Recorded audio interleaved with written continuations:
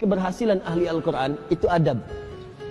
Buka Quran surah ke-35 ayat ke-32, paling kiri sebelah atas.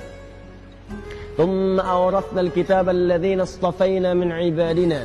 Kemudian kami wariskan Al-Quran itu kepada hamba-hamba yang kami pilih. Awas, ada yang rajin baca, one day one juz, one day one ayah, kan? One day one surah, dan seterusnya. Ada yang rajin menelaah, buka tafsir ini, tafsir itu. Ada yang rajin menghafalkan, ya, Masya Allah. Tapi maaf, apakah semua orang itu dianggap benar oleh Allah ketika berinteraksi dengan Al-Quran? Tidak. Ada 3 golongan. Faminhum zalimun li nafsi. Ada orang yang senang dengan Al-Quran tapi zalim orangnya. Rajin baca dia, rajin tapi zalim. Tidak mampu menempatkan ayat Quran sesuai dengan tempatnya. Apa?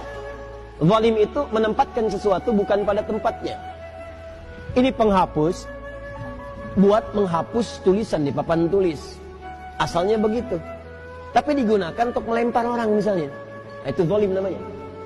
Gelas, tuh, fungsinya menampung air untuk minum. Gayung, fungsinya untuk mandi. Ada orang minum pakai gayung, mandi pakai gelas. Itu zalim namanya. Ada orang sering ngaji, baca qul huwallahu ahad, katakan hanya Allah yang esa. Hafal ayatnya, tahu maknanya, tapi tidak menempatkan ayat sesuai dengan tempatnya. Dia katakan di lisannya semua agama sama. Zibin, celaka orang-orang yang dusta. Hafal ayatnya, sering baca, tahu artinya, tapi dia berdusta. Itu zalim namanya. Jadi ayat-ayat itu tidak dipraktikkan dalam perilaku hidup. Adab tidak ada.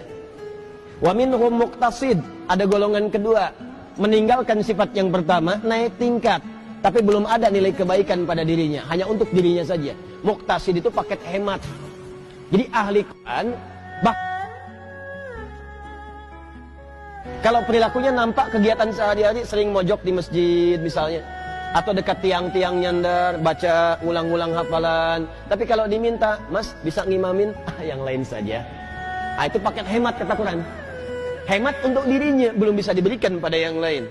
Yang ketiga, wa minhum sabiqum bil khairati biiznillah. Adab. Ada ahli Quran, kesuksesan interaksinya dengan Al-Quran dibuktikan dengan menampakkan perilaku baik dalam kehidupan. Sabiqum bil khairat, kalau bisa nomor 1 dia mengerjakan kebaikan. Jadi ciri orang yang berhasil dengan Qurannya, kata Allah, adalah adab. Jadi jangan bangga kalau anak Anda hafal 30 juz, tapi nggak merubah perilakunya. Yang yaitu hafalan banyak, tapi perilaku semakin durhaka. Yang salah itu dalam hafalannya. Ada yang keliru.